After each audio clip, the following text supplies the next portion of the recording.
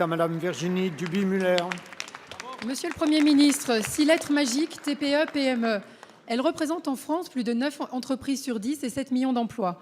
Vous en parlez tous les jours, mais visiblement, vous ne les comprenez toujours pas. Dans votre loi travail, nous espérions des mesures fortes favorisant l'écosystème des PME. Nous rêvions de pragmatisme économique pour un retour durable de l'emploi. Votre première mouture présentait d'ailleurs plusieurs avancées positives et je fais partie des députés de l'opposition prêts à soutenir ce texte. Dommage, la loi travail est aujourd'hui vidée de sa substance.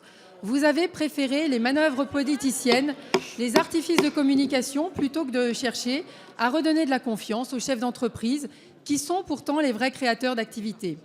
Au final, loin de toute réforme, votre texte ne sera ni plus ni moins qu'une loi anti-TPE-PME, toutes les mesures pro-business ayant été supprimées.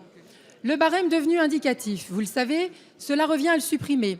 Or, le coût d'un prud'homme pour une petite entreprise s'élève rapidement à 30 000 €, ce qui peut mettre sa trésorerie en péril, voire les mener à la faillite. Les mesures de flexibilité, si nécessaire, vous les rayez du texte et les renvoyez au forfait jour et à la modulation horaire, à la négociation syndicale, ce qui exclut de fait les TPE. Pire, on nous annonce, semble-t-il, une augmentation du temps de décharge syndicale. C'est une provocation, car vous ajoutez de la lourdeur au système, avec des syndicats qui fonctionnent aujourd'hui sur un conservatisme assumé. Outre ces rétropédalages, vous ajoutez également des contraintes et des dépenses nouvelles. C'est le cas avec la garantie jeunes qui, si elle est totalement appliquée, coûtera 4 à 5 milliards d'euros. Comment seront-ils financés? Monsieur le Premier ministre, cette loi est donc un nouvel acte manqué qui impacte de plein fouet nos TPE et PME françaises. C'est une réforme à l'envers qui vient scléroser davantage encore notre tissu économique. La situation du chômage en France est aujourd'hui beaucoup trop grave pour ce recul. Alors que le président de la République a expliqué que ça n'est jamais simple de réformer, nous lui rétorquons qu'il est encore plus dangereux de ne rien faire. Merci. La parole est à Madame Myriam El Khomri, ministre du Travail, de l'Emploi, de la Formation professionnelle et du Dialogue social. Merci Monsieur le Président, Mesdames et Messieurs les députés, Madame la députée Duby-Muller. Il ne s'agit absolument d'aucune reculade. Il s'agit de pouvoir développer un compromis pour faire avancer cette réforme. Qu'avez-vous fait en direction des TPE et des PME? Avez-vous mis en place un barème impératif qui a mis en place une aide embauche PME? D'ailleurs, depuis à peine un mois et demi, ce sont près de 60 000 entreprises PME qui ont fait appel à cette aide embauche PME.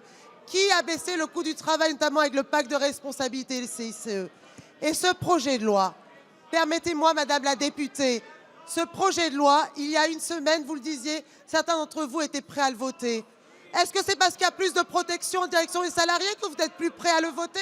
Ou est-ce que juste parce que le barème des prud'hommes devient d'impératif à indicatif? C'est la seule raison, parce qu'il y a des souplesses. Il y a des souplesses, mais nous l'avons toujours dit. Ces souplesses seront négociées. Et justement, en direction des TPE et des PME, il sera toujours permis de moduler le temps de travail, aujourd'hui permis jusqu'à 28 jours, de le faire jusqu'à 9 semaines. Et d'ailleurs, ça a été salué par certaines organisations patronales.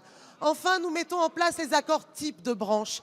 Les accords types de branche permettent justement d'être négociés au niveau de la branche professionnelle.